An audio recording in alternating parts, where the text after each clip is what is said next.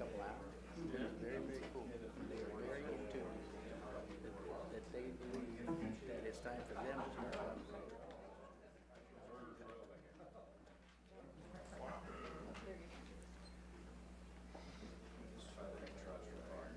I will call this meeting now to order. It's the meeting of the Public Works and Safety Standing Committee. We want to welcome everyone to this meeting. Public comment is welcome. Anyone wishing to speak on an item, on a standing committee item, may do so when the item is up for discussion. You will have up to 3 minutes to state your comments. Please come forward to the table and you will be recognized. For accurate recording purposes, we ask all present speak directly in the microphone. Roll call. Roll call. Bryant. Philbrook. Here. Markley. Here. Maddox. Walker. Here. Kane. Here.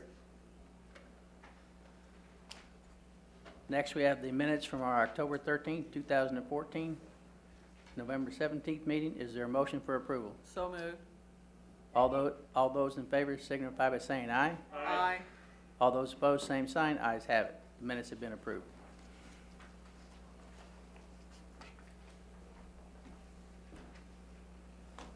Item number 1 takes us to the committee agenda, communication by Bill Heatherman.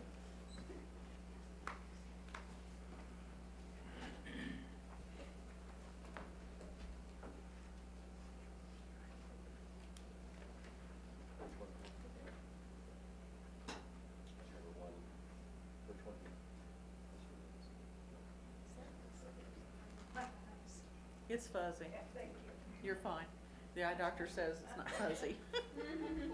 Thank you, Chairman Kane. This first is an information item on upcoming work that KDOT is going to be doing on I-70, and we have Jim Pickett with us. Jim is the Metro engineer out of the Bonner Springs office.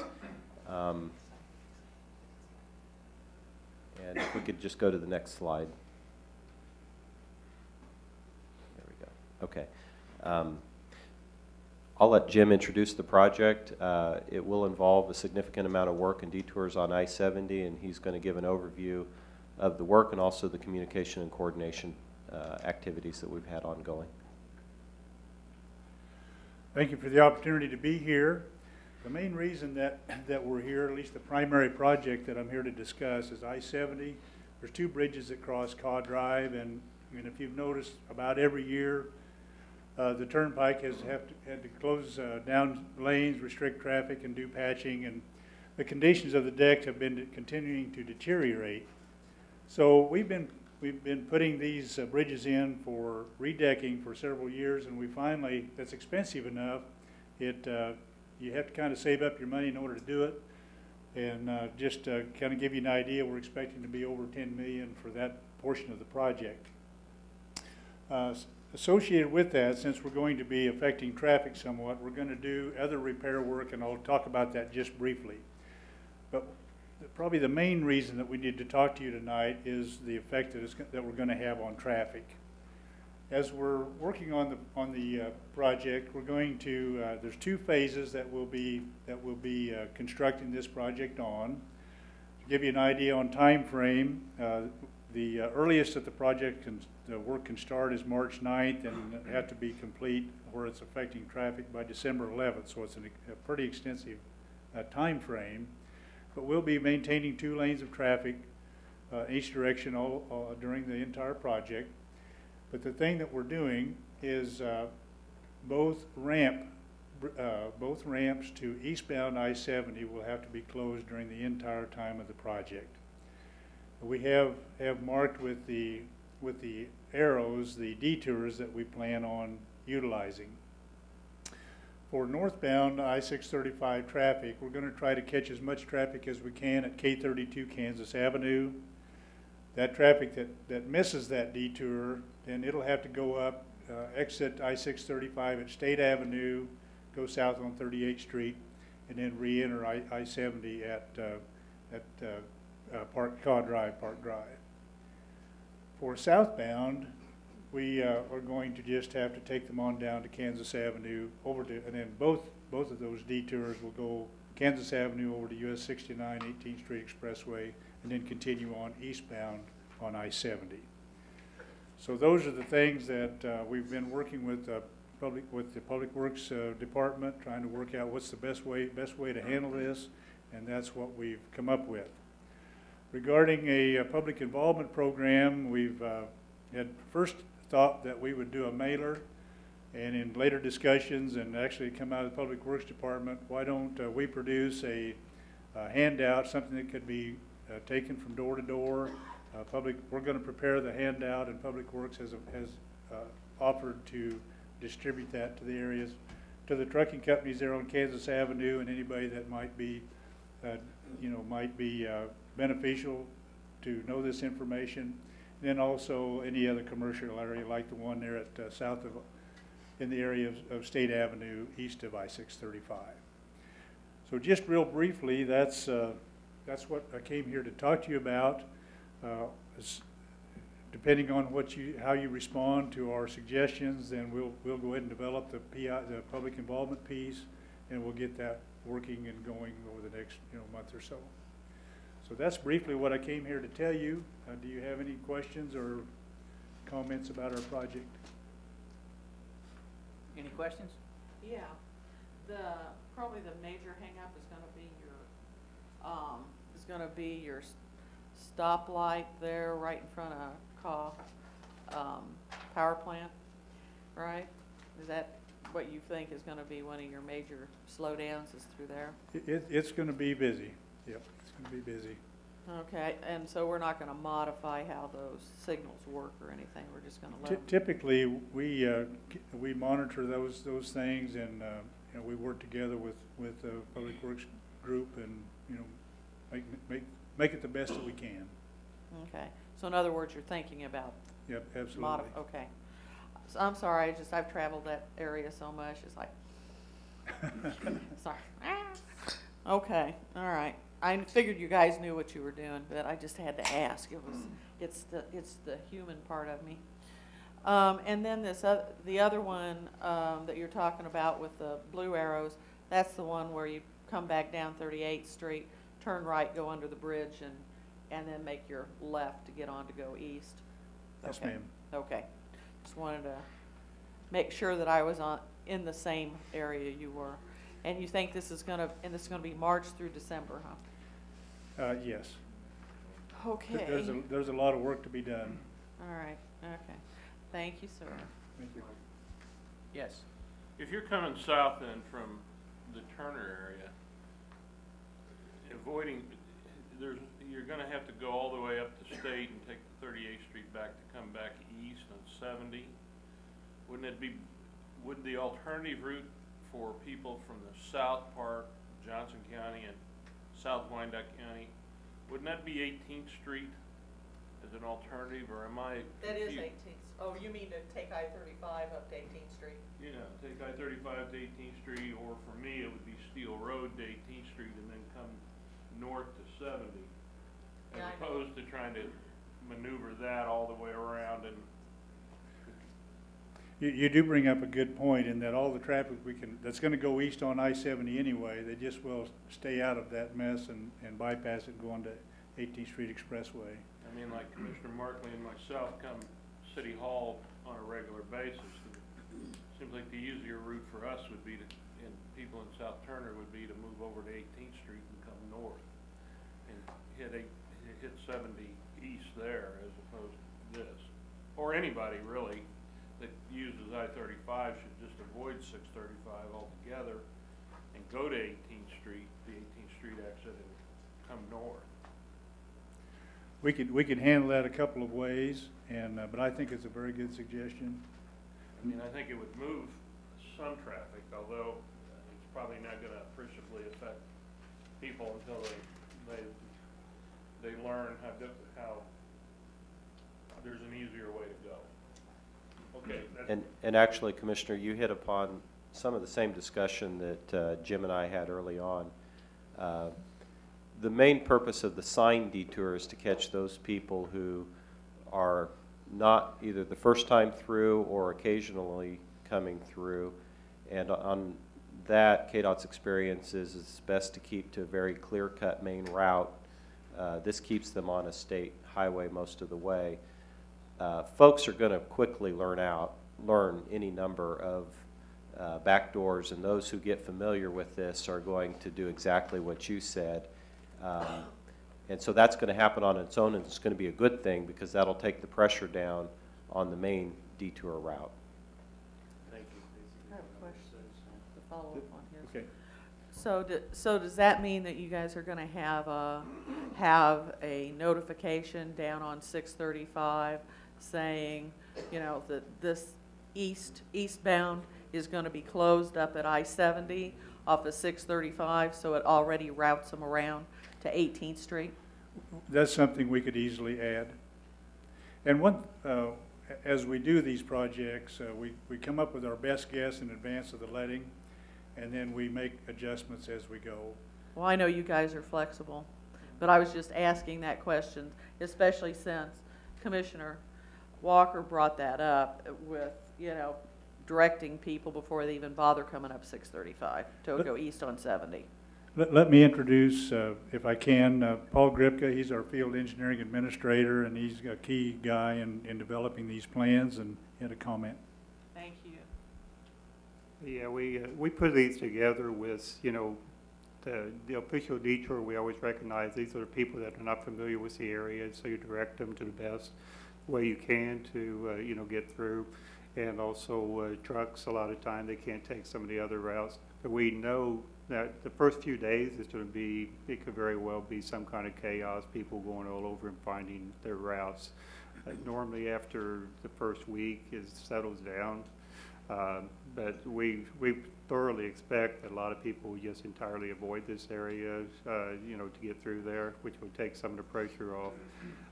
The other reason why we actually, there's a real short distance in there on those ramps before they get to the bridge, and that's why we're closing the ramps partly. And the other thing is when you have merging traffic into a mainstream like that, it causes a lot more backup. So you carry a whole lot more traffic through if you don't have the ramps merging in. We found that out recently here on our new setup on K7 and I-70. The thing that we're carrying traffic is very nicely was before the ramp got reconfigured in that same area was one lane. All of a sudden we were backed up to the toll roads on 2 different days. That's about a 7-mile backup. So they show you what the difference can be of having ramps coming through and just trying to carry the I-70 traffic through. So that is also part of what we've done here. So based on our experience, this will probably be the best approach, and we will be using, we got the scout boards that are on at 635 and then on I-35 and all that. They will be involved in the public part of it ahead of time. Not everybody reads those, we know that too, but anyway, that'll help. Okay. With no more questions, item number 2 is a video presentation by Bill Heatherman. A short video presentation.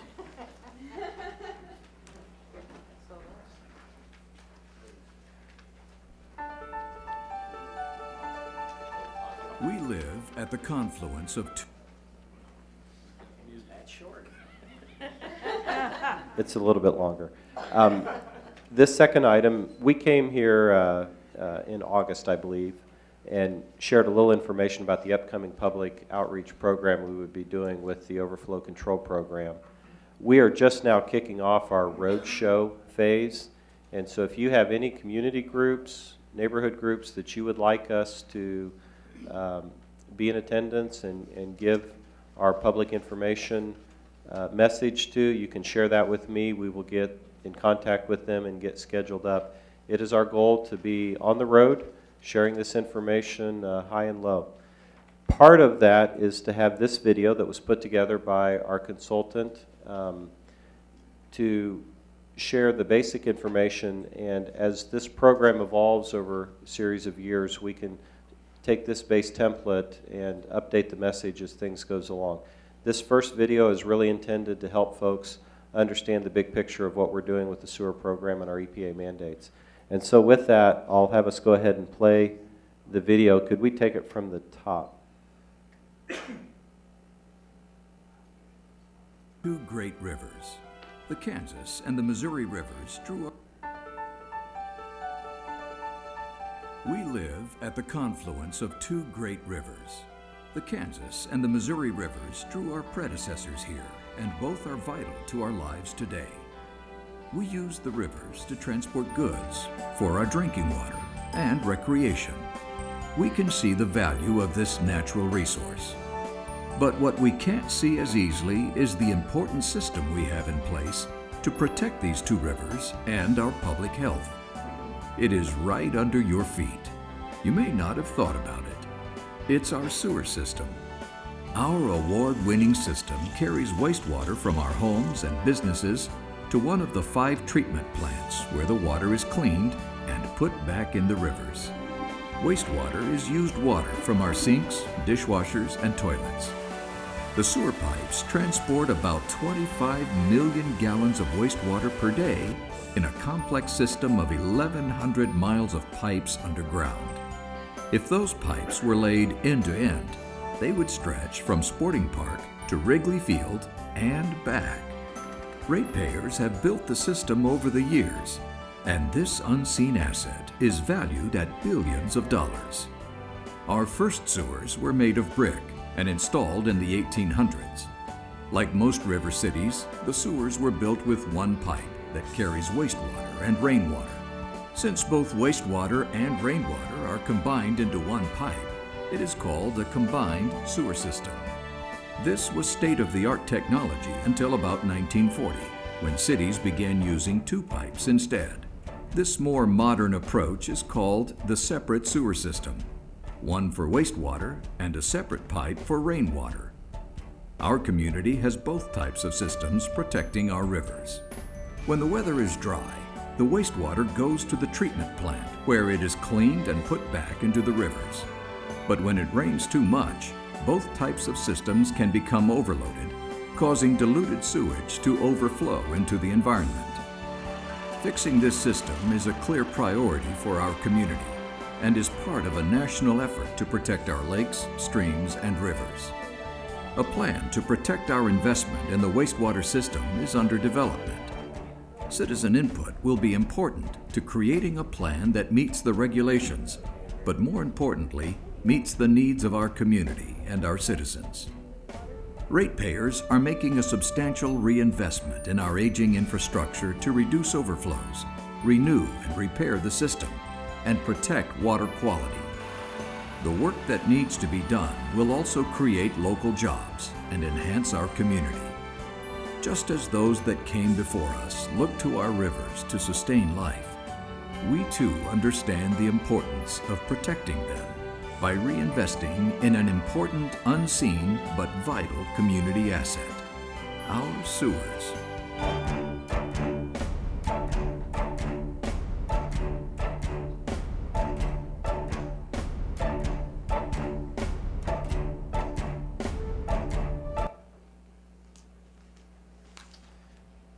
Just about the amount of time it takes to make the popcorn to watch it. So, with that, we would take any questions, and I have Jim Larkin with me here.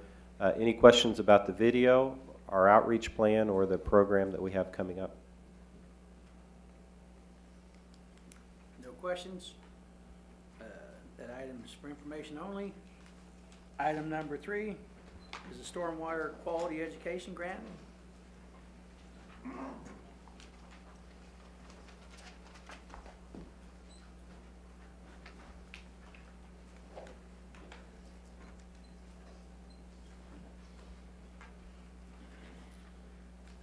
I'm Brent Thompson, County Surveyor and Stormwater Coordinator.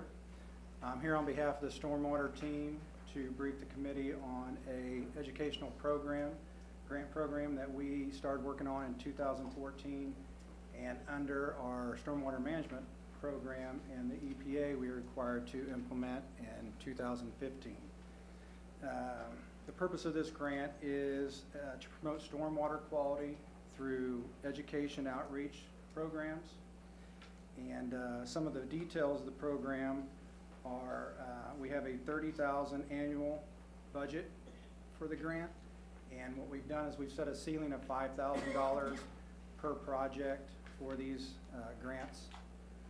The program was modeled after a few other type of grants that were around the community, one being Johnson County Public Works, and the other one, MARC, Mid-America Regional Council. And we also did some internal interviews with staff that put on a grant program last year, H2O to Grow, and we were able to interview some of them and get some good feedback and lessons learned. So we feel that we've vetted this pretty well, and that we obviously will have some lessons learned, but think that we've done a pretty good job in being able to put this grant program out there. The project will be in Wyandotte County, and it'll serve residents and businesses. The program is intended to support local youth and community groups, schools, not-for-profit organizations, and other eligible entities. And I think that everybody received an application form and packet that we've gone through and streamlined this a little bit to make it a little easier for people to want to apply. Some of the grant applications get a little too involved, and we're trying to gear this towards teachers and so forth to fill that out. And basically this time is pretty much just for informational purposes and some endorsement from you guys. And if you guys have any questions, we would be willing to answer. Go ahead. You're familiar with what Johnson County has done with this similar grant money and kind of projects they funded? Either of you? Yes. I mean, give us some examples of what you're looking for at $5,000. Well, and it doesn't have to be anything anybody would do here. Just what have people done with this kind of money in other communities? I think what we're looking at is for teachers to do rain garden type things at a school. Maybe a Boy Scout project being for an Eagle Scout. If you're familiar with the Scouts, Eagle Scouts have to prepare a project. Maybe being able to do something for a church that may have some water issues or anything to build a rain garden. There's rain barrel type projects that could be built with this. So just along those lines of those kind of type of projects, whatever we can do for water quality. Yeah, and yeah, pure education as well. All right. Thank you very much. Is there anyone in the audience like to ask questions on this? Seeing none, I'd accept a motion. So moved. Second. Move this along, yeah. The full commission. Roll call on the motion. Is there a second? Yeah. Filbert? Yeah. Oh, Pound. Yes. Markley? Aye. Walker? Aye. Kane? Aye. All right, item number 4 is the Thank you. Solid Waste Planning Committee. Mr. Nick will make his comments. Brief comments. Thank you. I'm Tim Nick with Public Works Program Coordinator, and here on behalf of the Solid Waste Committee. It's required by KDHE on an annual basis to meet with the Solid Waste Committee and review our annual, our 5-year plan. We met in November of this year. Basically, there was only one real small change to the plan this year, and it actually took effect at the end of 2013 when we closed the recycling center. We shut that down. We then opened it back up in October of this year, 14, as a yard waste drop-off center, which did really well for the 2 months we had it open. We closed it down for the winter months. But that's the only change that really takes effect. And as a little note about the recycling center closing down, we got our numbers back from Deffenbaugh the other day, and the curbside recycling went up almost 5% for 2014 once we closed the recycling center. But as far as the review, we just need to forward the changes up to KDHE, need approval from the full commission. Would anyone in the audience like to speak on this matter? Seeing none, I'd entertain a motion. Move that we accept the report and move it along to full commission. Is there a second? Second. Roll call on the motion.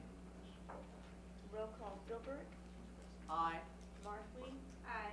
Walker? Aye. Kane? Aye. Thank you. Thank you, Commissioner. Item number 5 is an overview of complete streets by Rob Richardson. Thank you, Commissioner. Being passed around to you are a copy of the presentation and a copy of our Complete Streets resolution. I would note for those in the audience here that there are copies of both on the table behind me.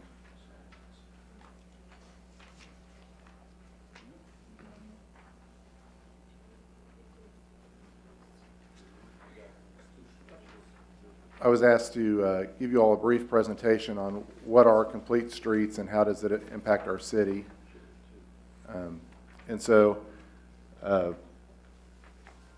using a presentation developed by Smart Growth America and the National Complete Streets Coalition. This is out for use by the public without their permission. So this is a copyrighted presentation, but we have permission as a public entity to use it. What are complete streets? They are streets that are for everyone, no matter who they are or how they're using the street by traveling. So whether you're on a bike, walking, in a car, or on a bus, the street needs to accommodate all of us. So there are a couple of pictures on the next two slides that, showing different ways that people get around and the interaction of people on the streets, including those that are have a disability of some kind. Americans do want choices. 66% of us say we want more options to have freedom to choose. Most of us have no choice but to drive because of the way where we live and how we're situated in relationship to the rest of our community. And most of us would like to spend less time in our cars. Sorry, Commissioner Kane. Trucks are okay. Trucks are okay, okay. 59% say that we need to improve our public transportation, including trains, buses, and make it easier to walk and bike to reduce traffic congestion. There is another percentage there, the remaining 41%, that think we need to build more roads and expand existing roads to help reduce congestion. And there's probably some degree of both of those that we need to do. We do have a lot of potential here. 39% of all trips in the country are less than 3 miles, and 17 are less than 1 mile. And of those trips that are less than 1 mile, nearly half of them are trips that we get in our car to make. But every trip starts with walking, whether you're walking to your garage or from your apartment to the bus stop. We do walk as part of our trip. And this slide shows just how much people will walk.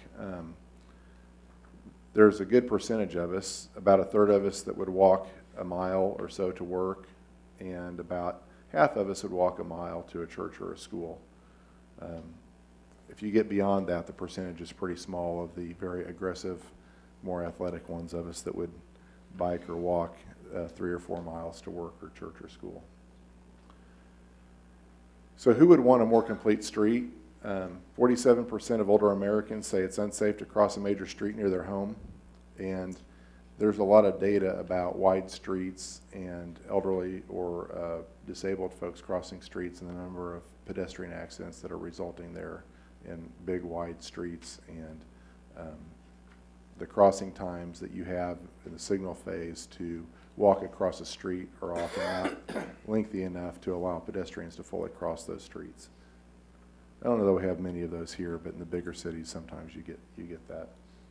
54% of older Americans living in inhospitable neighborhoods say they would walk and bike more often if the built environment improved. That probably fits our community pretty well. And 56% expressed a strong support for adoption of a complete street policy, which we have already. Who else wants them? Millennials. I think if you look at the river market and the folks that live over there, I think the millennials fit a good portion of that. And with the streetcar coming over across the river, you'll see a lot more folks that want that type of feel and atmosphere for some or all of their life. The real reason is safety.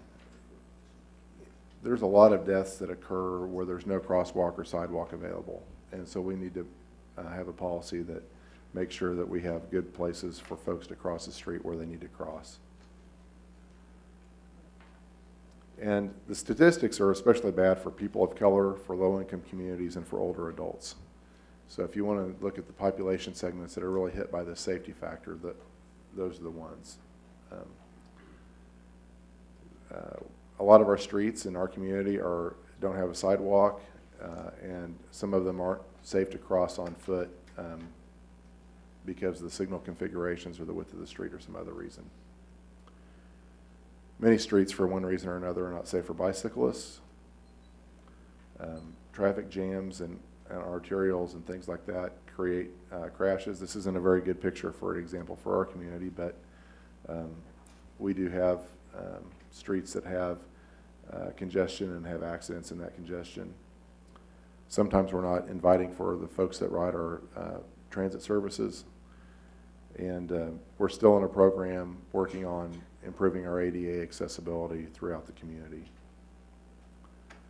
Sometimes we just don't make room for people, and you know, a great example that we fixed was along State Avenue with the grant funding over about the last 6 or 7 years.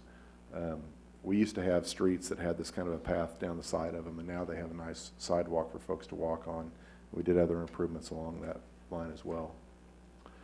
We do know how to build them right, or more correctly.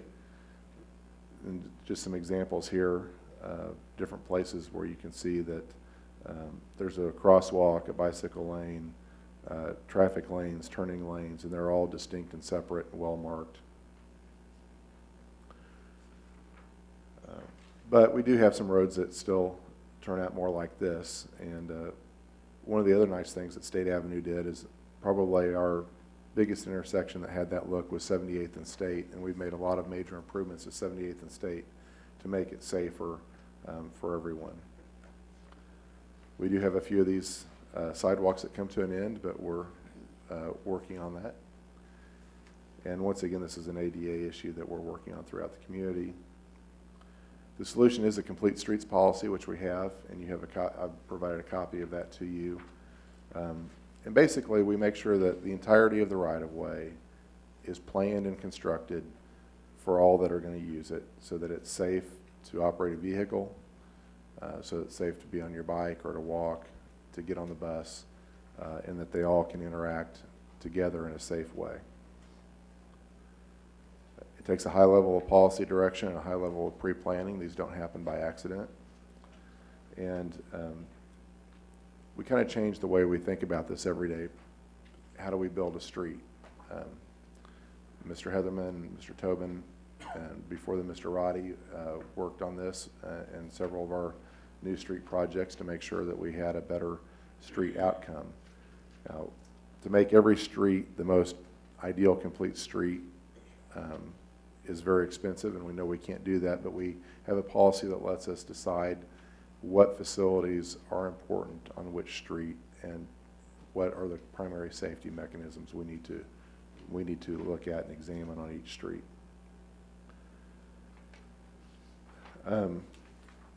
It's not one street or one project. It's kind of a way you look at every street that you go about building or reconstructing. It's not saying we have to rebuild all these at once. We know that this is going to be an incremental, phased-in issue over time.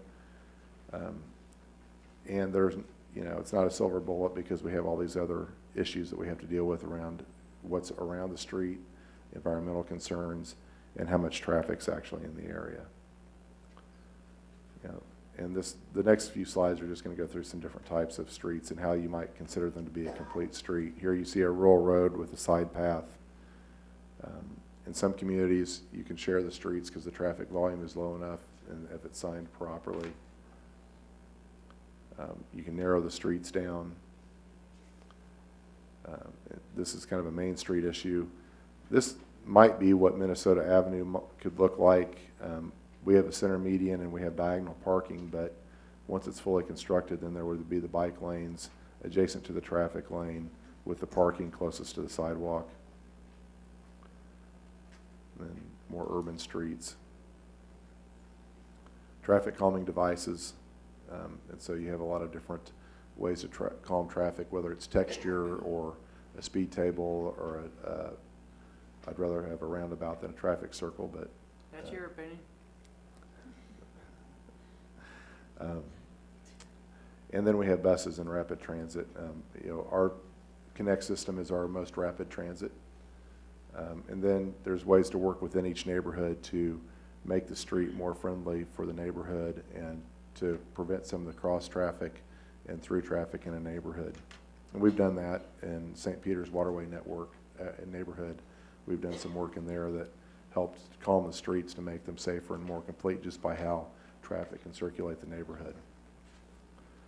This is kind of a new strategy, and it's angled head-out parking. So you back into the parking place.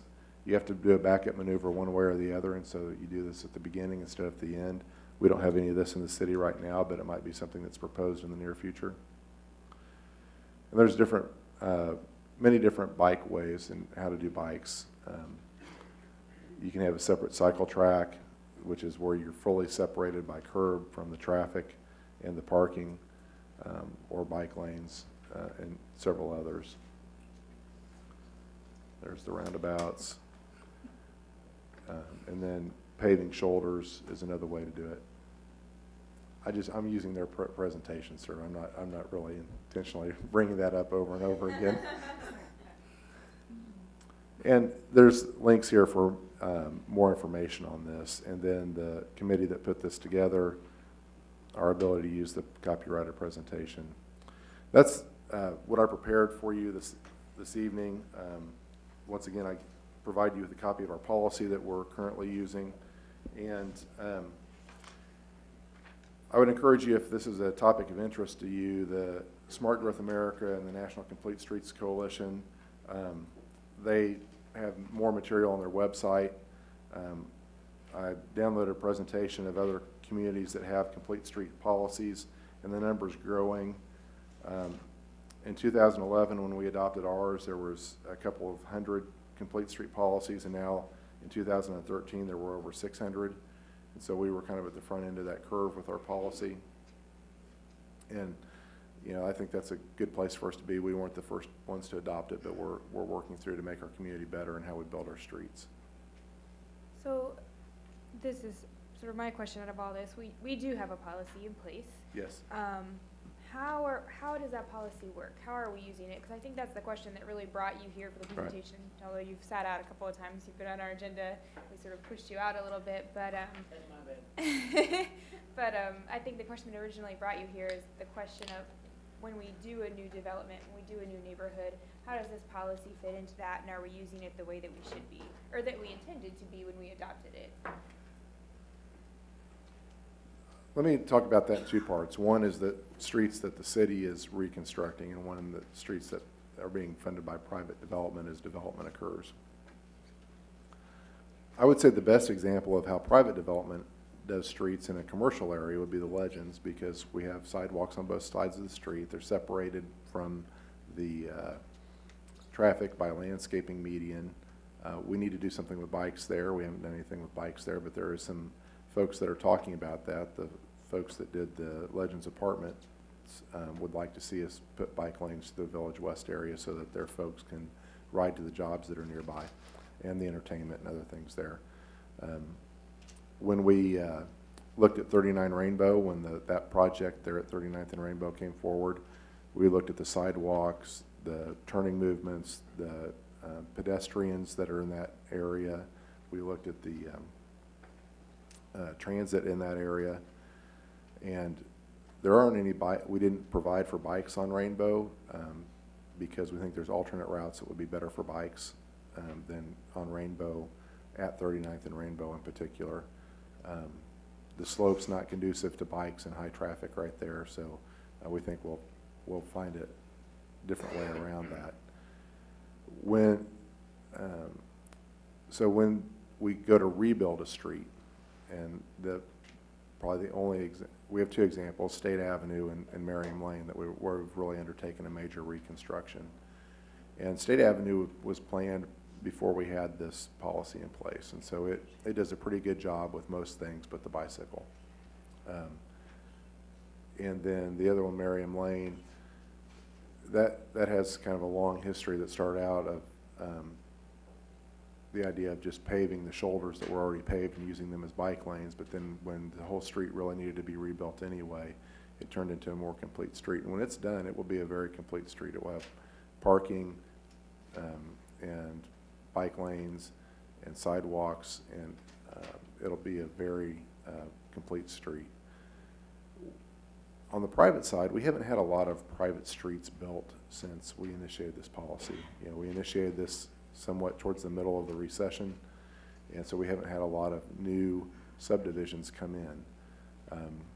Before that, and this subdivision unfortunately didn't get built, but the Newmarket subdivision at Leavenworth and 435 to Hutton there would have had many complete streets. All of its streets would have fit the profile of complete streets because of the way it was, what the developer wanted and the way it was designed.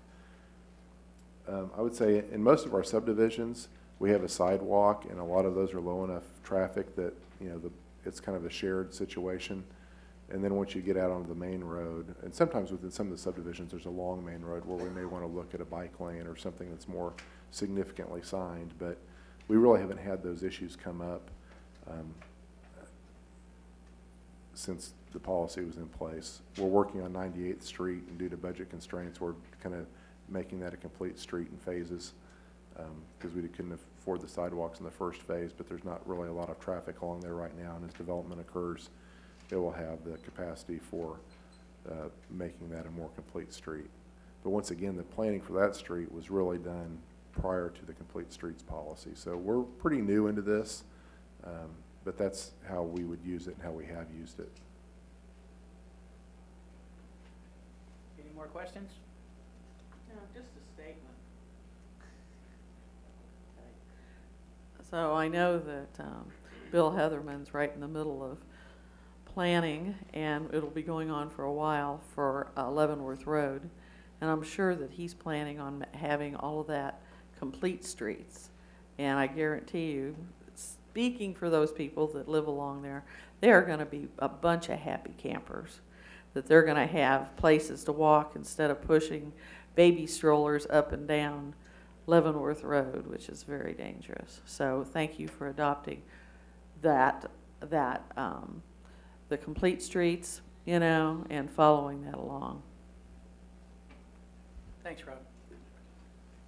Item number 6, I'll ask Mike Tobin, the Director of Public Works, to present this item.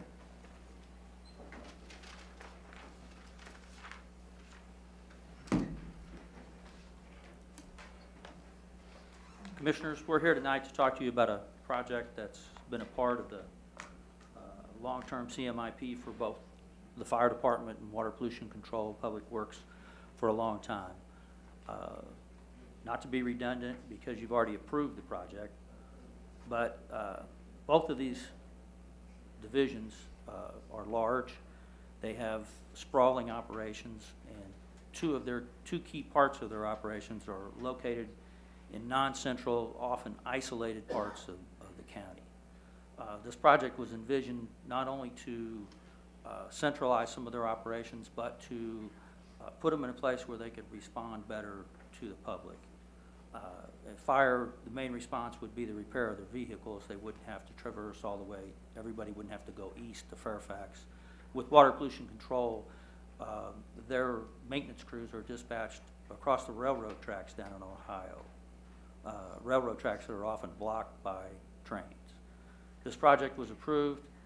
We moved forward.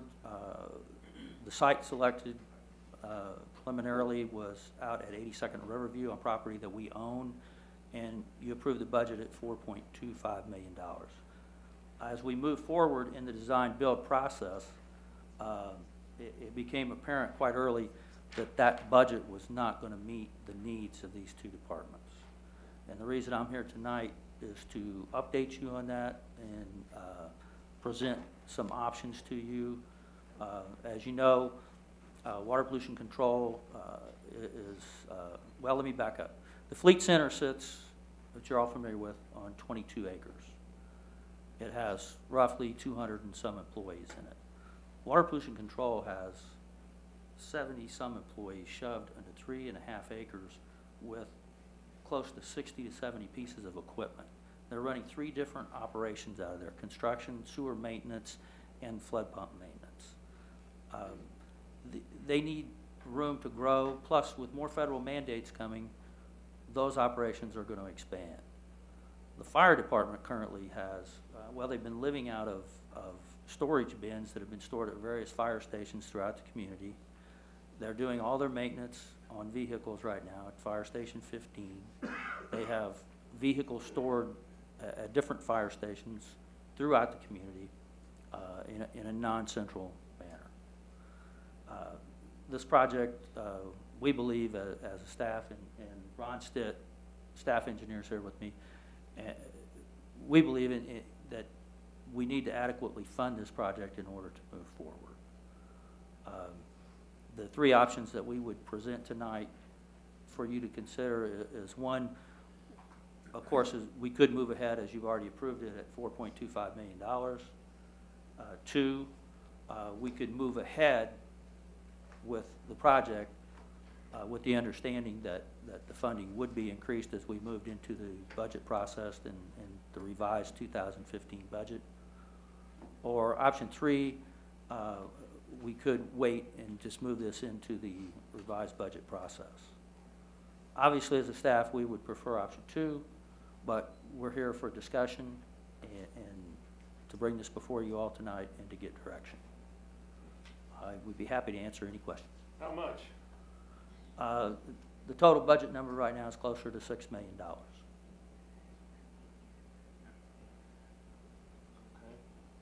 By the way, this is a bond project. It's GO bonds that are funding this.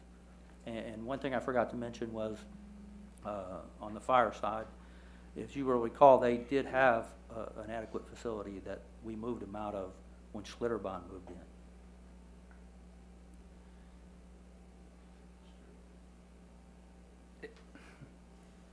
As much as I'd like to go ahead and pass this along, I think since it's such a huge impact that I think that we would need to take it back with the revised budget and involve all the commissioners, not just 4 of us.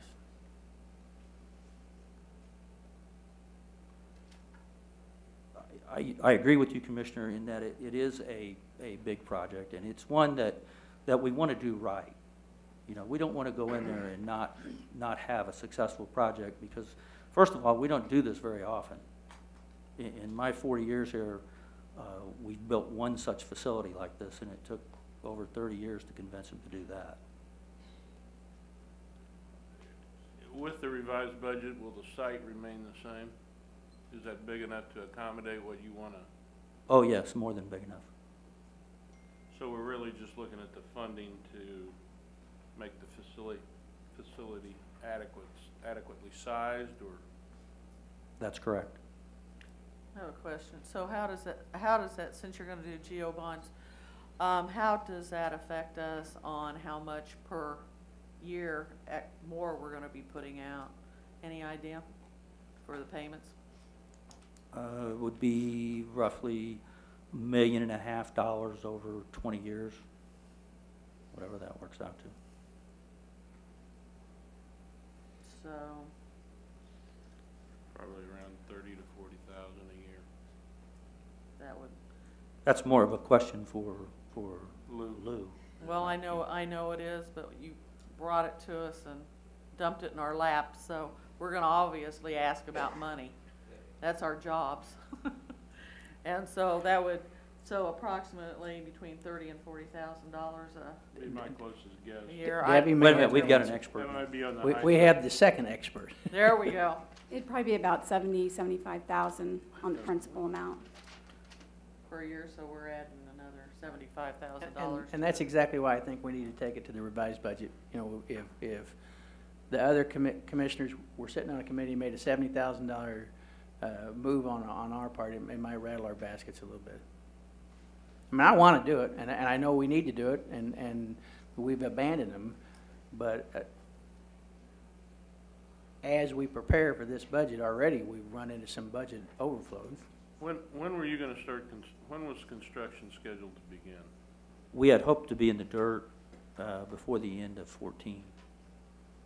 So we're already behind, okay. Yes, But- and one further finance note that I must bring up is the water pollution control portion of the GO debt will be repaid by the sewer system fund. Isn't that correct? What's And that not- amount? Whatever. 3.2 million. 3.2 The of, current 4.2 million. and so, but it'd still be, if we went up to 6, it'd be 3.2, right?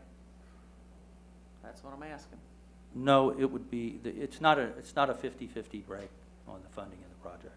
Well, I'm More just of it- asking if the 3.2 is a solid no matter what. Yes, it is. So that's the question. The 3.2 or the 4.5 would be from the, My only issue is, I don't wanna wait till the end of 15 to break dirt again. I mean, that's just, you know, we won't do the revised budget till summer. And, I mean, we should be able to refer this to the full commission for discussion. I know the mayor doesn't, or somebody doesn't like the idea of budget items before the revised budget, but we need to give some indication that we're gonna be with or against this project at a certain level and move forward with it or not. I mean, it's a project, no, I don't think anybody's gonna dispute that there's need.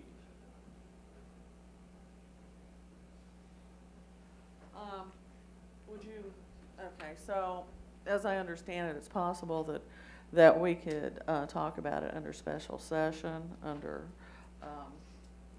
financial strategies. And that way we can cover that then, and. Yeah, I think we need to move this on a faster track than waiting until August to make a decision. So then we can bring it before, special session on Thursday? Well, whenever, as soon as the. Well, mayor- that would be Whenever the they can next squeeze one. it in, Joe, I think this is something that all of us, then you need to come back, Mike and everybody, and say, all right, here's the effect. And I agree, I don't want to wait till that. So if we get all the commissioners together and say, all right, this is what we need, but while we're doing that, then they'll know what effect that will have to the budget. Right. Plus, please note that, the delays will just cost us more money. As if the construction start was pushed off 9 months to a year, that number might not be good. That's why we're pushing it for special session. Yeah, Thank you, we want you breaking dirt this summer. Yep. I do, I do. Yeah, I move that we bring this before special session as soon as possible, so we can fit it in, so we can move forward with this, so we can break ground this year. Second. Roll call on the motion. Roll call, Filbert, Aye. Markley. Aye. Walker, Aye. Kane. Aye. That message will be carried forward. Thank you. Thank you. Thank you, Commissioner. And now the item we've all been waiting for. Item number 7 is continued discussion regarding assessments of unified government fees to new residential home construction. I'll ask Gordon Griswold, Assistant County Administrator, to present this item. Thank you, Commissioner. What's coming around are 2 charts to help you continue your discussion about the waiver of building permit fees and sewer connection fees. So you saw this slide at the Standing Committee on Economic Development and Finance, and so you kind of know what our history was in during the period that we waived the connection fees. So the next slide shows where we compare with other municipalities in the metro area. We tried to take a range of municipalities to show what really the total cost, as much as we could call out from the data we had, of what it costs for building permit fees and sewer connection fees. To sort Gordon, of give could you take the top of that, lower it down, and make it bigger so we can see it, please? the top graph, that one? Okay. Okay. Thank you, Tim. There you go. Okay. So you see we've looked at these selected municipalities to see where we fall out. Just kind of the raw data of what it cost us compared to other municipalities. And as you see, we are pretty low compared to our counterparts across the metropolitan area. And so if there are no questions on that slide, we'll move up move to that next slide, Tim. Okay. So this is just a sense of what, again, where we fall with our fees. Again, just for comparison's sake, here's kind of how we fell out. And this is just for the year that we had the waiver of the fees. That we tried to compare apples to apples. Some of the municipalities have other fees that we did not include, like impact fees and street fees. So we didn't include those, but some of those fees municipalities added or included, which drove up the total cost. So we just presented this as additional information to the standing committee to give you a sense of where we fall in relationship to other municipalities as you all debate further this policy. Yes. I should tell you, I sat on that committee as the substitute member when this a number of builders from the area that are actively building in Wyandotte County appeared. There may be some of them here tonight, but I can't tell for sure. Their principal argument about continuing the waiver was what I would like to see along with this graph is what the taxes are on a $200,000 house in each of these and how we compare to Leawood, Olathe, and Overland Park, because when you look at this, it's clear that they can get that kind of money because people are willing to pay it to live there.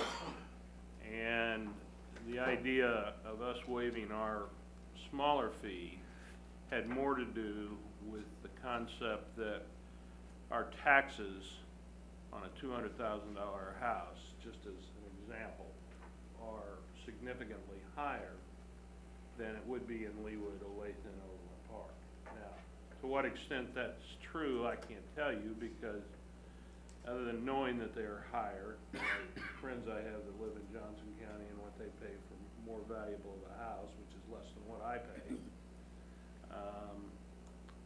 You know, do the two wash, or does this really, by waiving this $2,000 fee, does it help sell a house in a permit, or not? And I think the committee, the Economic Development Committee, was it?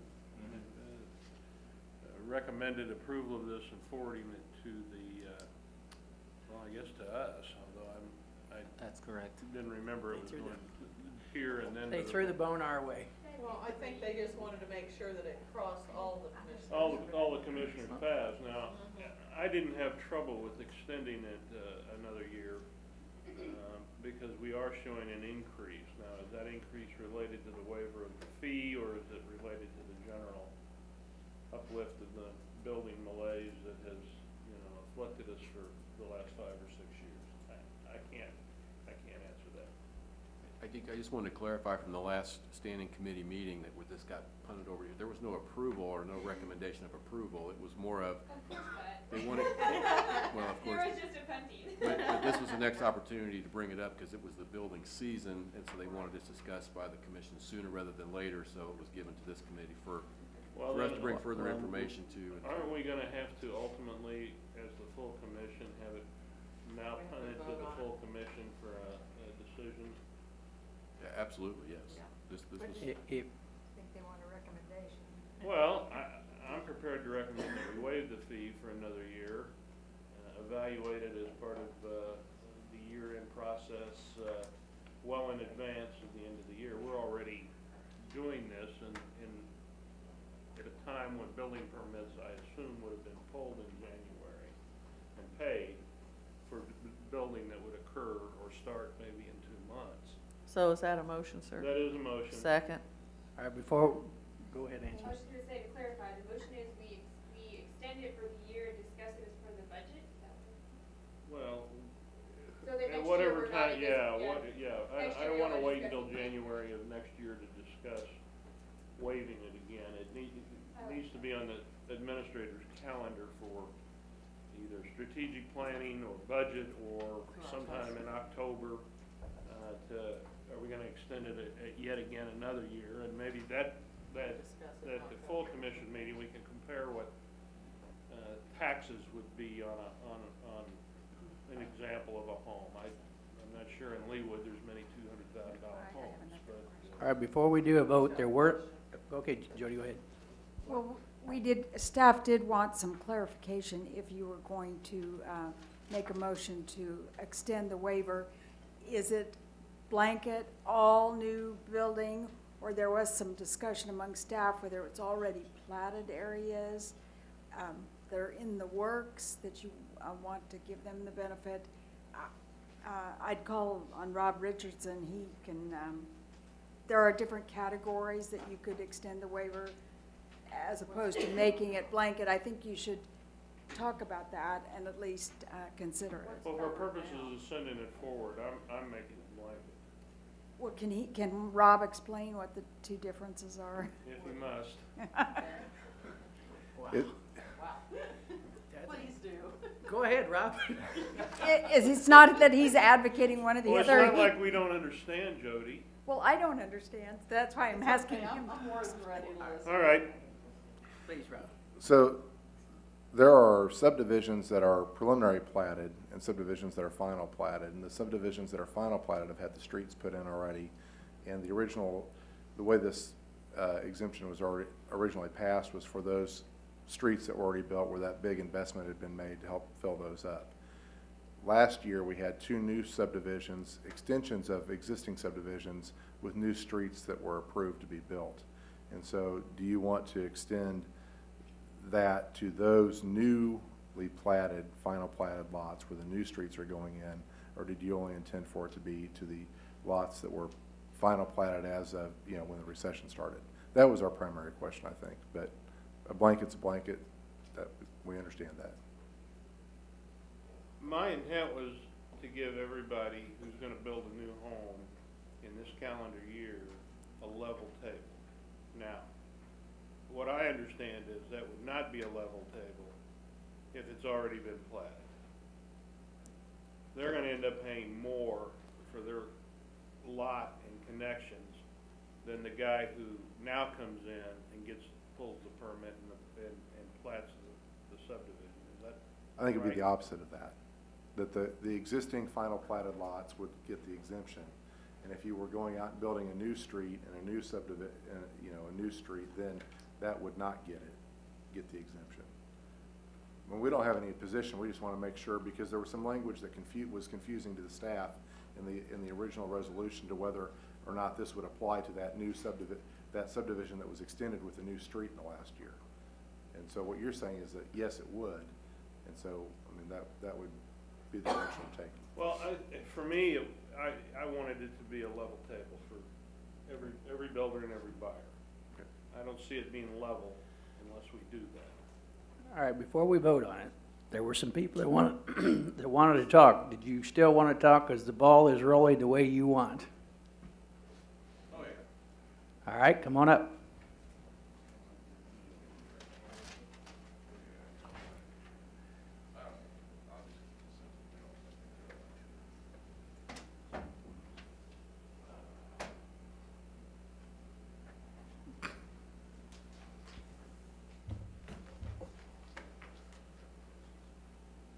Please state your name and address. Okay, good evening. My name is Rusty Roberts. I live at 11212 Roland, Kansas City, Kansas, and work at 2100 Hutton Road, Kansas City, Kansas as well.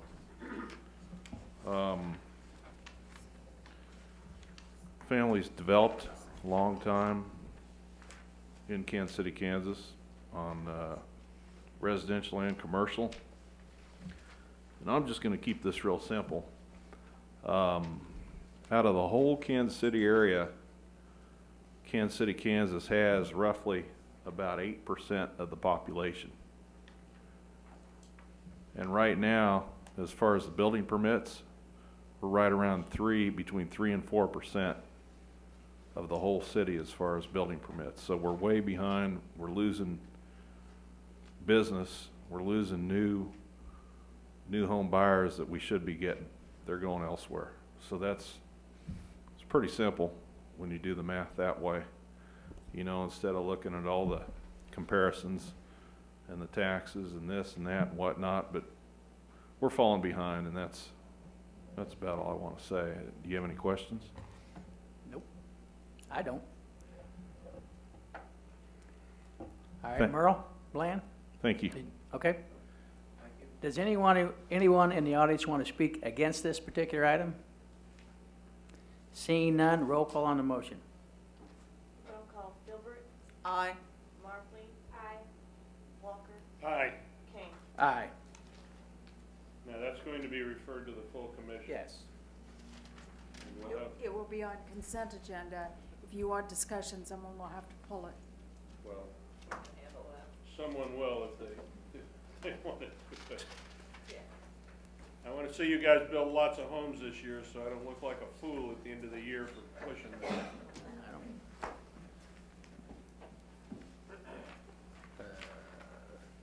All right, next item, looks like Mr. Tobin. Again?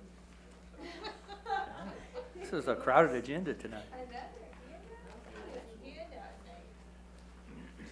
You're going to have to bear with me now, because as a result of strategic planning, we're coming forward to you with some metrics and some goals. In front of you, if you hold up the chart that has the street sweeper on it. Okay.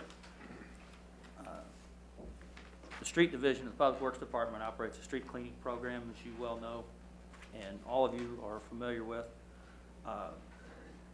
Street cleaning is an operation that is driven by a number of factors, the most important of which is weather. In our community, the worse the winter, the more we have to clean the streets. As you look at this chart, you will note that we've given you 2012, 13, and 14. And you could see that in 2012, there was a lot more sweeping that was required, and that was accomplished.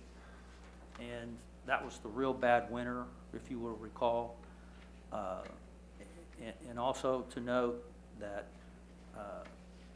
when the economy crashed and we started scrambling to make budget, one of the things that we cut in Public Works to try to make our numbers was we reduced the amount of salt that we purchased. And as we moved forward from '07, we used up all of our salt reserves, and we began throwing a lot of sand and salt mixture, which saved a lot of money on the front end from buying salt. However, all that sand that we threw out there, we had to pick up. And we're still doing that, although this year it should be a little better. You'll note that while 13 was not that much better of a winter, and last winter had some problems with it, those springs were wet, and a lot of that sand was washed into the storm sewer system, which is not good, but at the same time we didn't have to pick it up. So that accounts for the difference in the numbers. Streets tries to sweep all the major arterials once a month during the sweeping season. We try to sweep all the neighborhood streets 3 times a year. In 2012, we had a real mild fall and a mild start to that winter, and we were able to sweep longer. We think that probably 2014, as you look at those numbers at the bottom of the chart, is probably closer to what we think is an average year.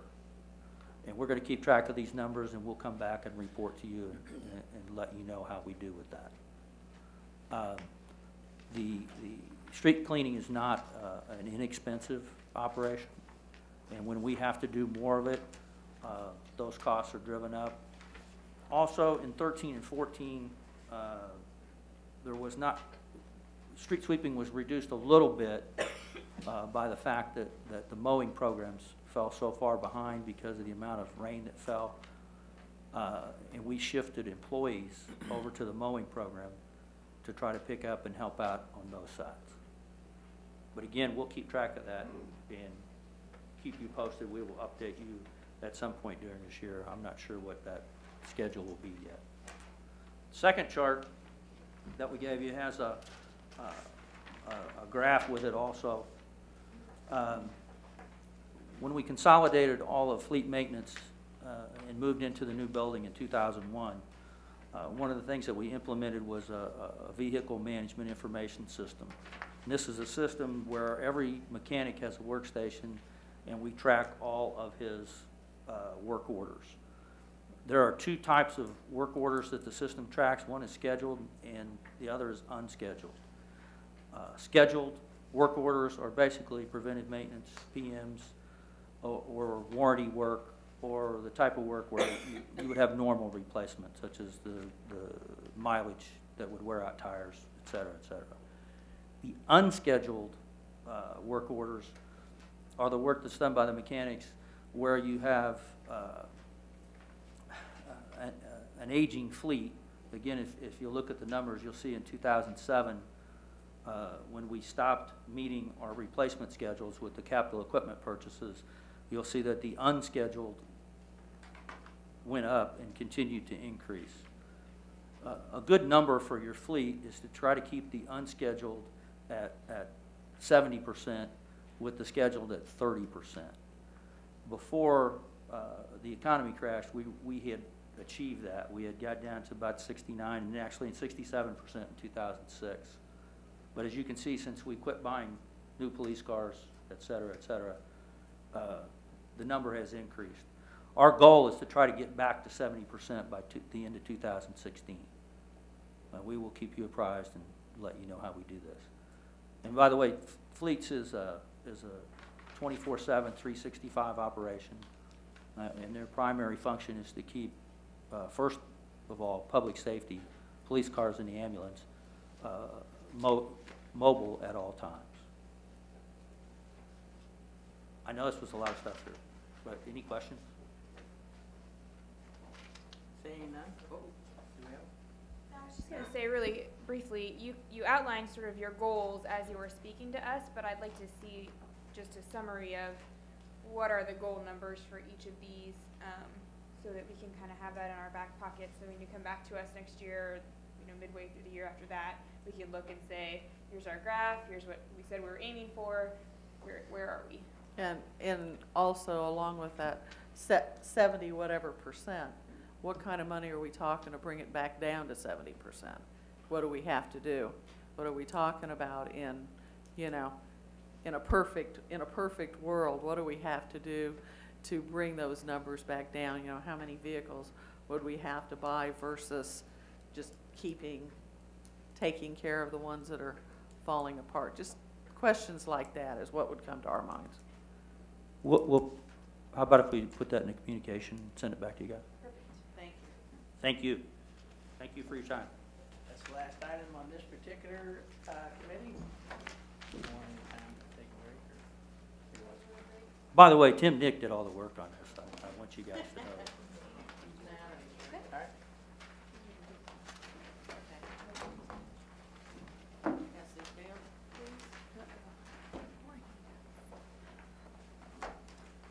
I thought we were going paperless around here. Clearly, I was incorrect. That's right. That should be on the goal list. Well, he didn't give us the whole thing. That's right. Graphs. There we go. Clerk, are we okay to move ahead? All right. I'll now call the meeting of the Administration and Human Services Standing Committee to order. We want to welcome everyone to this meeting. Public comment is welcome.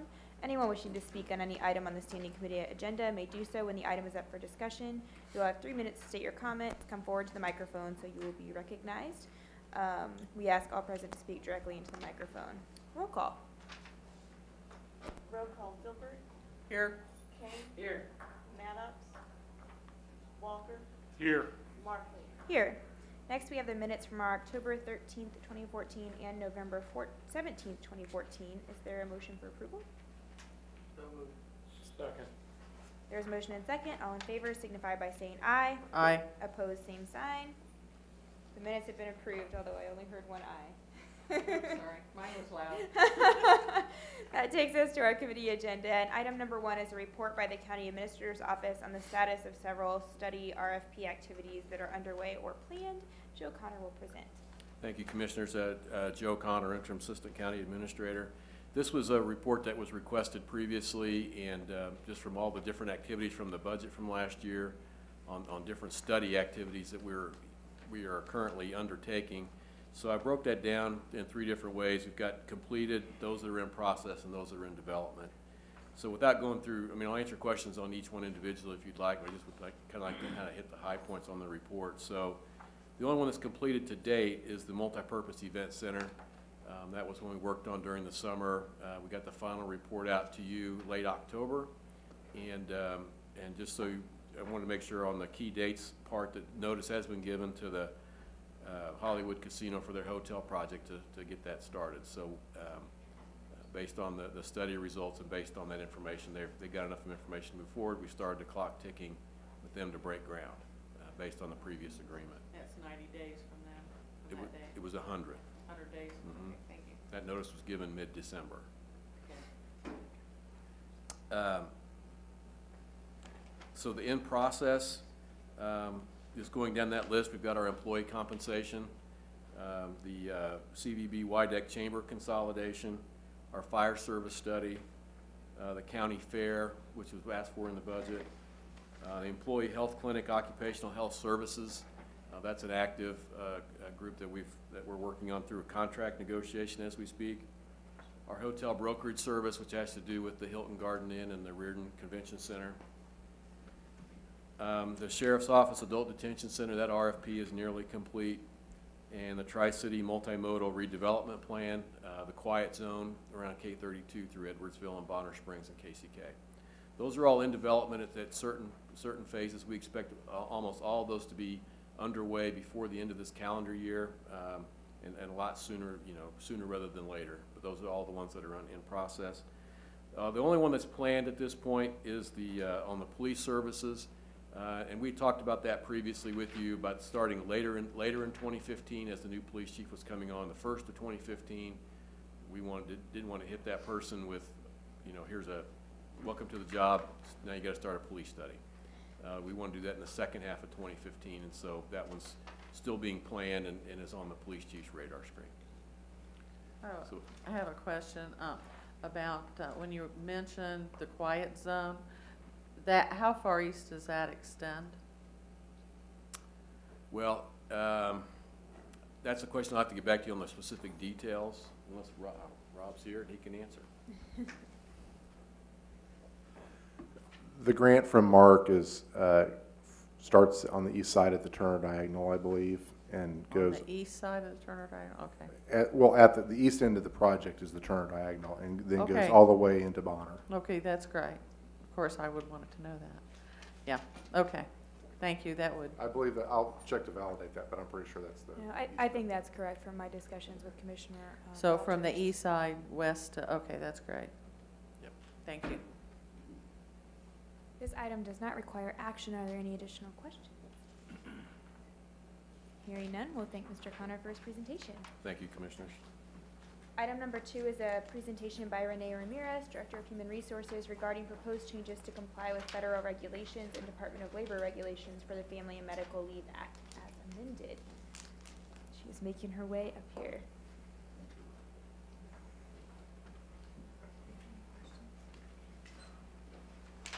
She has a whole entourage for us. That means they must have a lot of answers between them.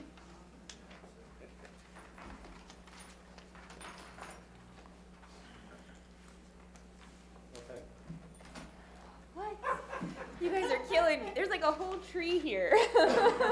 No, there isn't. That was a very skinny little tree. It was that poplar tree that fell over.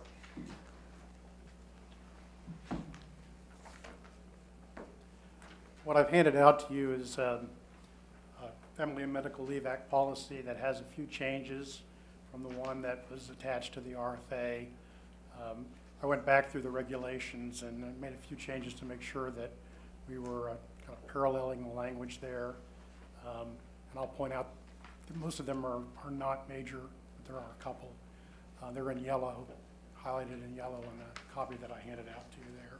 Okay, so before you go any further, the black is stuff that we already had that we're either getting rid of or keeping. That's true. The red is new. the new stuff. Yes. I like that, a few changes. So I was cracking up when I started looking at the red. And then the yellow is, Those are the changes that have been made to the copy that you had in the RFA. okay, stuff that you found that needed additional changes. Yes. Okay, and that means it's either staying or leaving. Yes. Depending on whether it's crossed out or not. Okay, thank you. Not that I'd understand any of this anyway, but. Well, you're not the only one. The FMLA has, there have been numerous changes passed by Congress since our original policy in 2005. There were changes in 2008. There have been several enactments of military leave by Congress, and then new regulations in 2013 that incorporated all those enactments and then redid some other things. So this has been a project that we've been working on for several years, and finally have got it to the point where we're able to bring it to you. The changes, there are 79 pages of regulations just on the FMLA.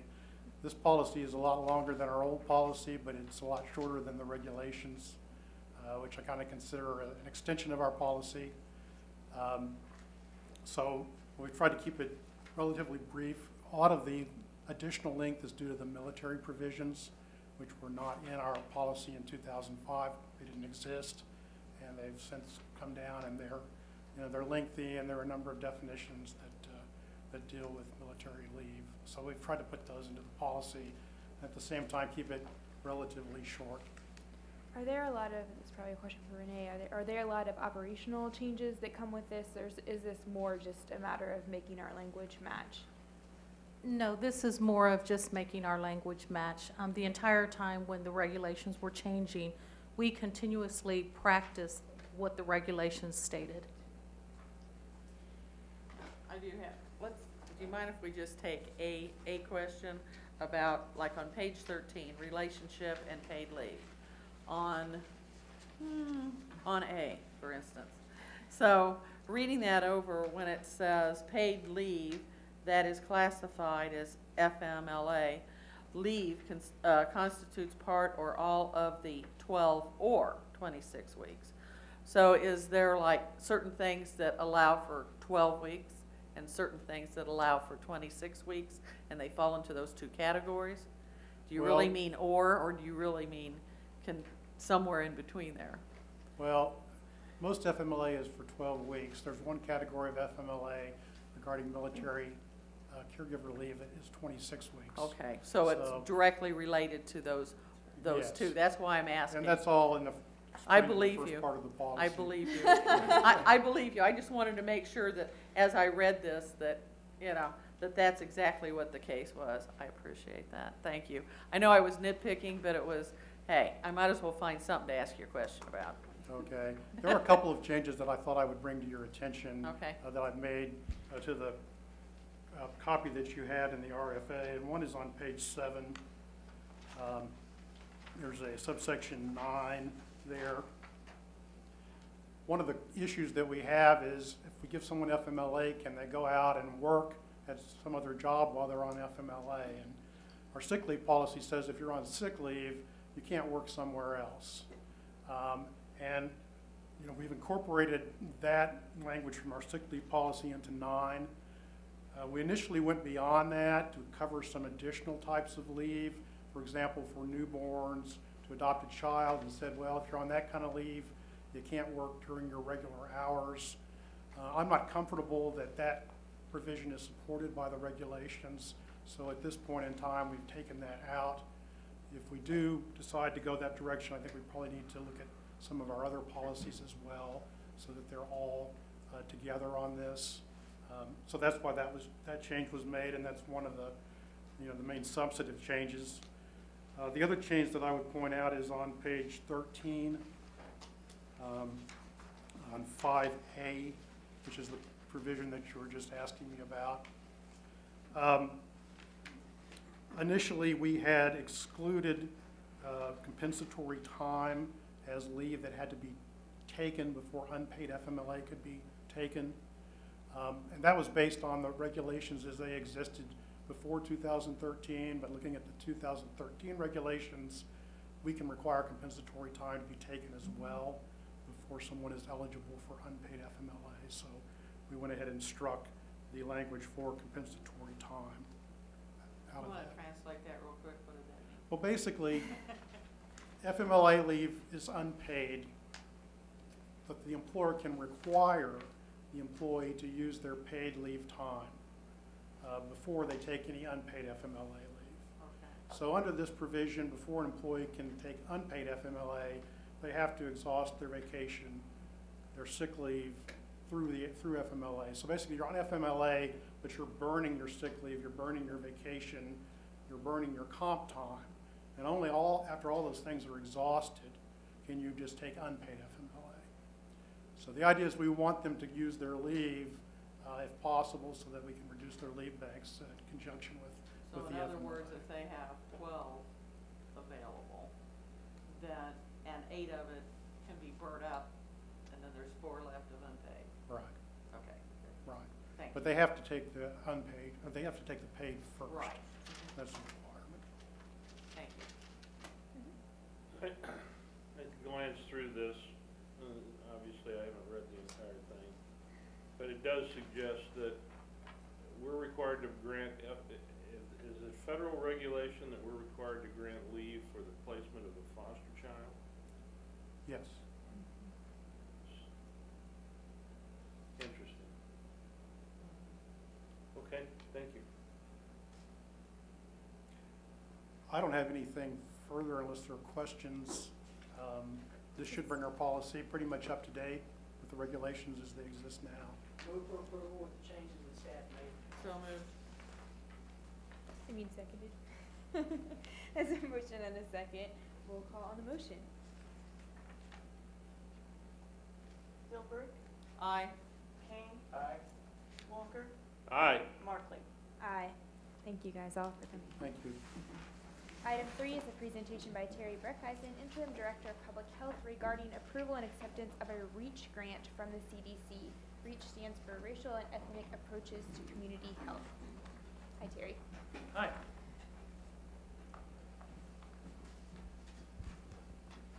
The Latino Health for Coalition group has received a grant, and Healthy Communities Wyandotte is said that we would like to subcontract some of that work, and it's another one of those CDC grants for healthy lifestyle living and changing environmental, the environment for the community. And what Healthy Communities Wyandotte wants to do is be involved in the bike trails and the walking lanes, and it's a $15,000 grant for 3 years for $45,000.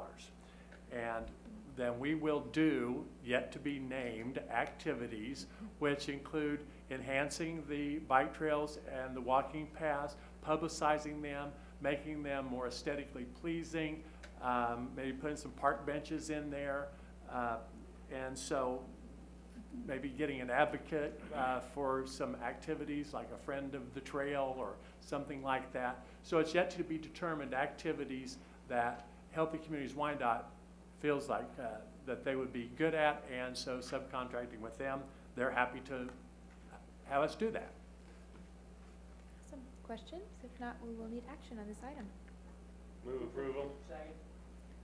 Super. Roll call on the motion. Roll call. Gilbert, Aye. Kane, Aye.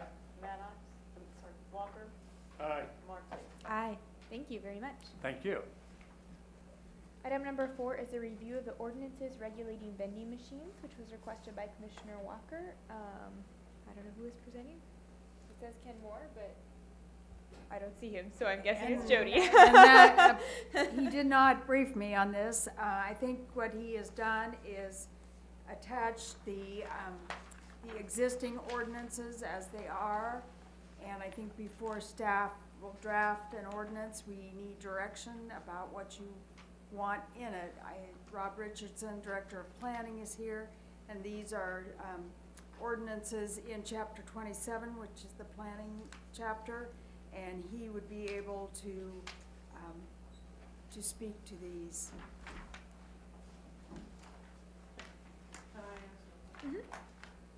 So, Rob, can I have your opinion on some of this? Is there some of this you'd like to see changed or not, or do you have any opinion on any of this? I don't really have an opinion on it. I think that the code helps to, this part of the code helps keep the community clean and, and the buildings looking nice and neat and clean up front, and that's was the intent when it was originally adopted. So that's probably all the commentary I would have. We have vending machines that exist throughout the community in front of buildings that may or may not be in violation of these particular ordinances. We have many ordinances that look good on paper and make us feel good when we adopt them, but we don't fund them and we don't enforce them. The Legends has, at last count that was given to me, 7 or 8 vending machines on their premises out in front of buildings. It's not that I want vending machines in front of every building, and I certainly think there are places such as liquor sales, perhaps in front of convenience stores, maybe filling stations, where there needs to be some limitation, but this idea that they're prohibited in front of grocery stores and every other use, just carte blanche, I am opposed to and want to change. The reason it's up here tonight is because legal wanted to have some discussion before they drafted an ordinance. I think that we have unequal enforcement. We have hammered the Walmart in Argentine for having a Coke machine out in front. At the same time, we've done nothing about the Legends. I mean, just drive through any business area and count the number of machines. Why to Mr. Richardson's stated thing, wants to keep the area clean. I don't think a vending machine makes it look unclean. That's my opinion. I don't think that I think it's business unfriendly for us to deprive a businessman of an opportunity to increase his revenues. It's just another ordinance that we are not going to fund the people required to enforce these ordinances. I could give you example after example. The biggest one is banner signs. This town is littered with banner signs. But I doubt seriously that any commissioner is going to take up the cause of going around and having every liquor store, grocery store, automobile store, any kind of business within their own districts take down those banner signs that are up on an almost permanent basis, because it's business unfriendly. It will cause a great deal of angst among our business community because advertising sells product. To me, I don't believe this is why the Walmart, a brand new store. It looks beautiful. It doesn't face the street. It's off the street. You'll be able to see it when you go down. Is it 22nd? No, it's not 24th. 24th. You would be able to see it perhaps, but you won't be able to see it from Metropolitan. Certainly not when the other outbuildings are completed. I think that definition of clean and beautiful is in the eye of the beholder, and when it's late at night and you don't want to go into a store and you want something to drink and you don't want to go to a fast food place, I don't see the harm in a vending machine that's maintained. certainly there should be a requirement that it be maintained and in good working condition and so forth. But again, these accessory uses, ancillary uses have been out there at the Legends for years, and there was never any discussion about it until one was put in front of, I bet there has not been one ticket written for a vending machine in the last 10 years.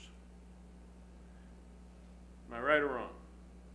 You're correct, but we have asked them to take them off of site plans on many occasions, and the Legends is, the interior part of the Legends is treated like an enclosed mall based on the original agreement with the developer. And so when they're inside the enclosed area, we don't have them get sign permits, we don't require them to do other planning related activities for the interior part of the Legends Mall. So we've adopted our ordinance to suit the Legends.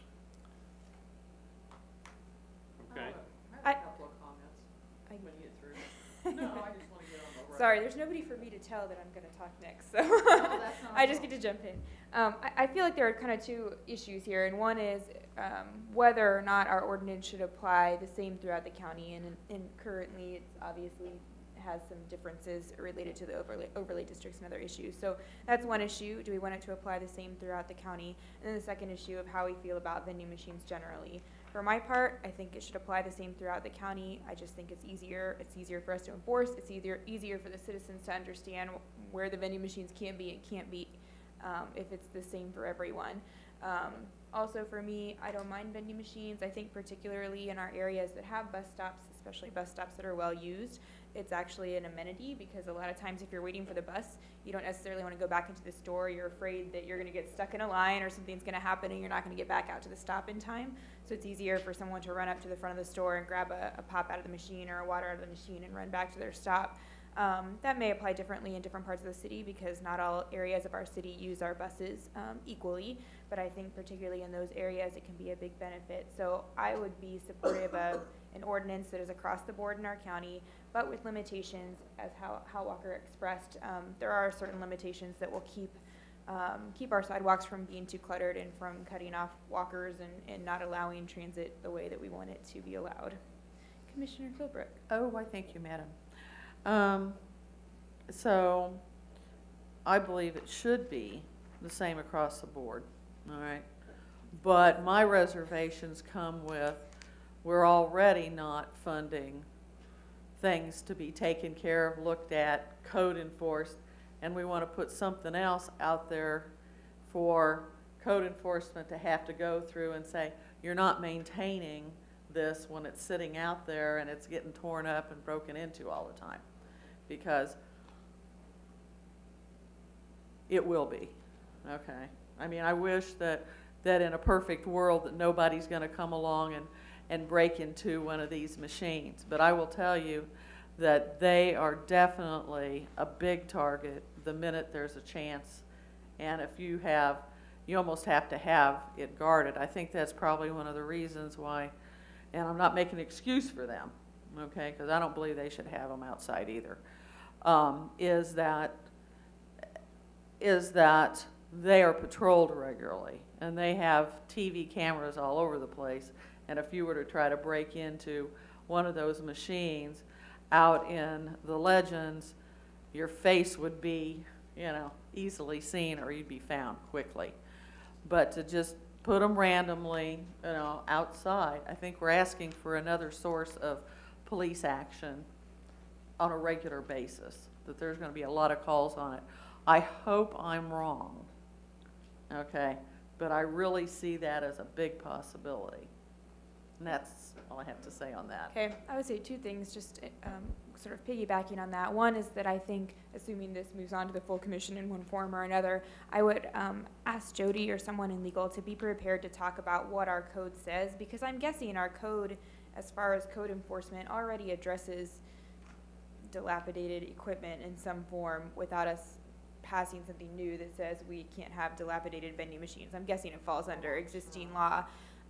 And then as far as enforcement issues, there are vending machines all over already, so I guess I don't know if it keeps statistics on vending machines being broken into, but I wouldn't imagine it would change that much since we already have them all over already. And they're either being broken into or not already. Let me make a comment about this kind of activity. Vending machines, you know, I suppose are susceptible to crime.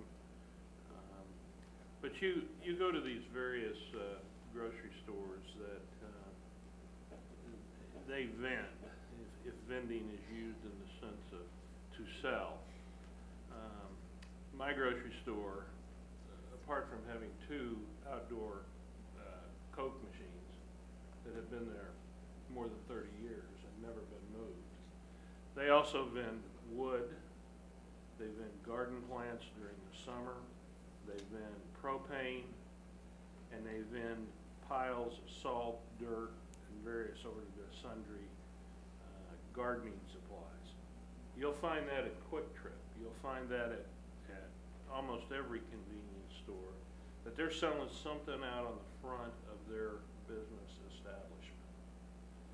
And I don't get how that is viewed as attractive in a machine. A brightly colored lit Coke or Pepsi or whatever it might be is somehow viewed as, you know, deteriorating to the environment, because the same places we won't allow them to do this, they are allowed to sell those kind of products, to have propane exchanges. And so to me, we're already letting them do vending from the front of their business establishment. Now, I don't know if Walmart will sell plants at their particular market, but most grocery stores do. My CVS has plants out in front of it during the spring. I assume all CVSs do, or most of them. They vend other things on a seasonal basis. And I can tell you the plants are pretty unattractive after they've been out there for a couple of months and not taken care of. So the aesthetics of it are not all that are involved. It makes no sense to me to ban a vending machine in front of Walmart when there are vending machines within a half mile of that business that have been in the Argentine area forever. And I don't see anybody going down there saying, get that out of here. It's unfair. It's one, I think it was said, one or the other. We're either going to enforce this and make them take them all out. I don't see why there's some kind of enclosed mall consideration for you know, pedestrian traffic walks. Is it only vehicular traffic we're protecting from the hideous sight of a vending machine? I mean, when you go out to the Woodlands, you're walking around, you're a tourist, you're going to say, oh my God, there's a horrible vending machine up against that building. I mean, come on. This is one of those things where, you know, it feels good on paper, it looks good on paper, but in practical reality, we don't do anything about it. We're not going to do anything about it. We're not going to fund it. And if they really became a problem, remember when we used to have all the telephones, pay phones everywhere? Everywhere in the right-of-way, somebody was sticking a pay phone until cell phones put them out of business. I mean, how ugly were those pay phones on every street corner? And we couldn't do anything about that. So I'm wanting to move this forward, directing legal to prepare an ordinance that addresses what we've spoken about here tonight, that permits it in front of grocery stores of 5,000 square feet. Pick a number. I'm not sure what number is correct. Why are we limiting it? Well, I don't know. I mean, because some people don't want them everywhere. As far as I'm concerned, if you can put a vending machine and it pays for itself and makes you a little money, it'd be all right for me to put them anywhere. Second. So, an unlimited, I just want to understand what you're saying. So Well, I want to put, let's just get something to the full commission. No, I understand. I'm prepared to accept limitations or some kind of, I don't want a guy to come out of a liquor store with a bottle of whiskey and buy a bottle of pop to mix it with. I mean, there's just a certain bad karma with having a vending machine in front of a liquor store. Now, oddly, what we do allow is the liquor store to be here, and then by just having a wall and a door, you can go in. They can go in and buy soda. Yeah, so, I So, mean, Commissioner, is it safe to say that they could pull some of the limitations from the existing ordinance and make it a countywide ordinance utilizing some of those limitations that are in existence today? Our planning is only applicable in the city limits. that's what you meant. Sorry. the- Technicalities. I just checking. So the ordinance does apply countywide. When the Legends was developed, there were many, many exceptions given, sign code and other things. And one of the administrative things that they asked for was not to have to get sign permits and other things within the mall. And so we kind of drew that boundary around it. There might be other exceptions, but with that one primary exception, it is uniform countywide. I mean, there isn't any, they put machines in front of Target and the west side of the Legends, and we worked through the developer to make them take we didn't have to write a ticket, we just said, this is against the code, and they said, okay, we'll take them out.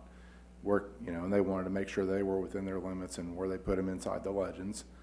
And, it was kind of the same issue with where we make them get sign permits or don't get sign permits.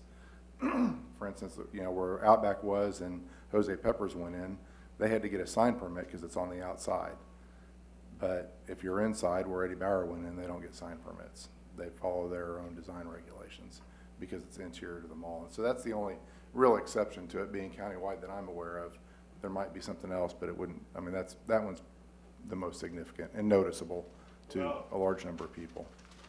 What I'd like to do is get an ordinance up in front of the full commission, and either everybody votes the way they want to vote on it.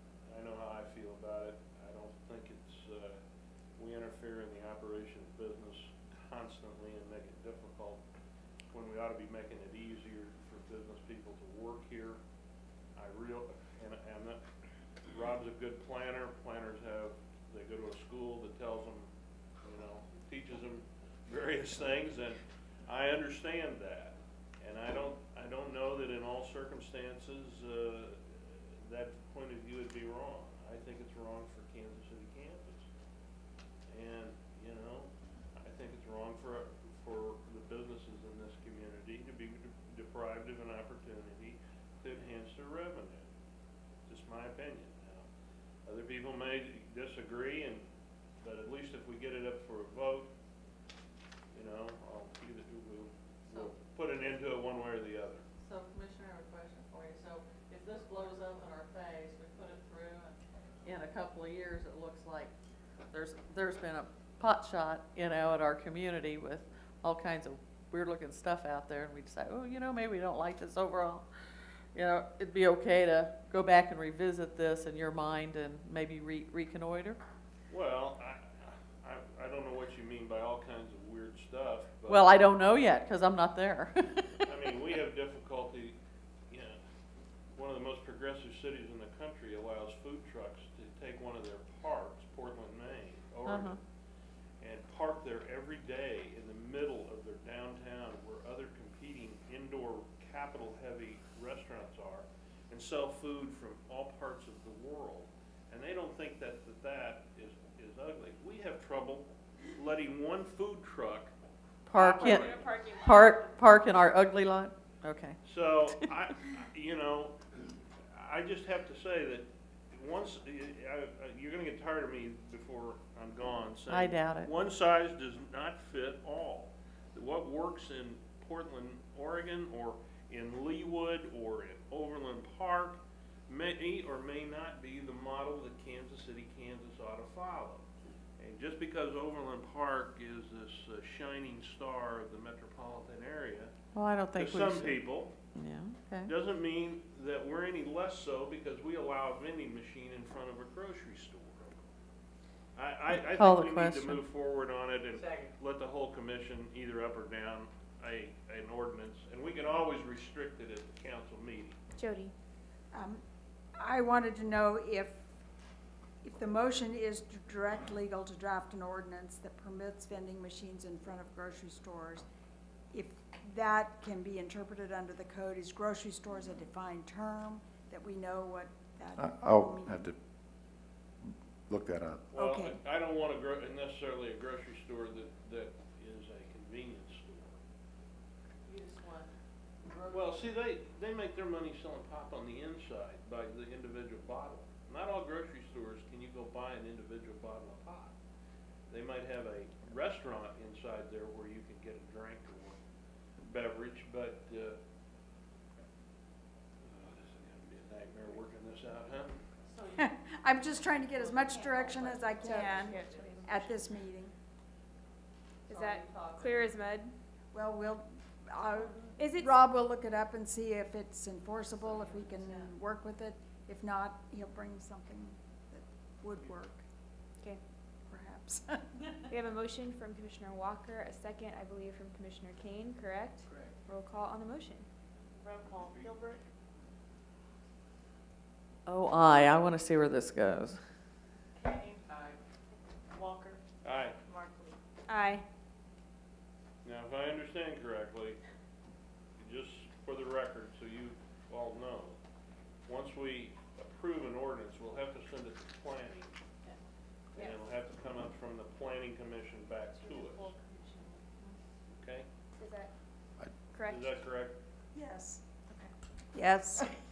I'm not sure that you all can approve an ordinance and then send it through planning commission and by the state law. We'll have to check that out. I think it has to go through planning commission before it comes to you. Well, I think Well, I what think we'll we just do want to is, get a sense of the commission, a direction. So, if we recommend sending a proposed ordinance to the planning commission for consideration, we're not approving the ordinance, we're just sending it to them for Okay. review. Thank you, Rob, for stepping up. I show that we are having our presentation under measurable goals on aging and human services, but it does not tell me whom is presenting. Mr. Criswell.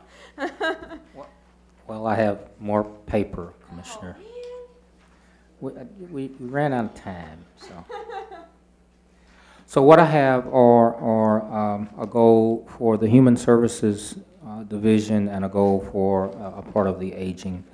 On the Human Services, they have a division that deals with adults that have developmental disabilities. And so one of the criteria per our contract with the state is that if someone applies to be determined eligible for services, if they have a developmental disability or mental retardation, we have to respond to that eligibility assessment in 7 days.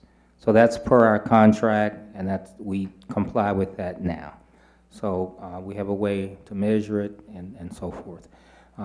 Similarly with the Area Agency on Aging, under our federal, under the state's Medicaid system, we have what's called waivers. Kansas has 17 different waivers under Medicaid. One of those waivers is called the physical disability waiver, which is generally a child or an adult with some kind of physical disability that limits them. Per our contract with the Kansas Department of Children and Families, there are adults and children, particularly adults, who have been on a waiting list for 2 years or more. And so the state has basically said to aging departments, identify these individuals who've been waiting for 2 years or more, get them off the waiting list in 5 working days. And they measure aging on this goal as well. Yes, ma'am. Explain to me what that means, get them off the waiting list. Does that mean take action, or does that mean just dump them off? It does not mean dump them off. It means take action. They're waiting on a waiting list because there are services that they are eligible for that they have not received yet. So getting them off the waiting list means they will now get the services for which they have been waiting. What kind of a backup do we have on that? I mean, really, you know? Well, the state keeps a statewide waiting list. Clearly, the waiting list for this waiver is probably statewide 8,000 to 10,000 people. Okay. I don't know exactly what it is for our county. Yeah, that's kind of what I was after. Yeah. How's that going to affect us? And well, and, I can. And then in you know, the amount of people we have to. Yeah, I can find that out. I'm sure we know, but I'll get that for you. But I would appreciate generally, we look at the statewide waiting list, and that's what the Department of Children and Families sort of measure how well the agencies across the counties are doing. So that means we, in particular, Wyandotte County, are responsible for getting those people that are in our region off that list. Correct. Okay, Yes. so you're gonna let us know what kind of money difference that's gonna be and what kind of employee difference, the whole 9 yards, right?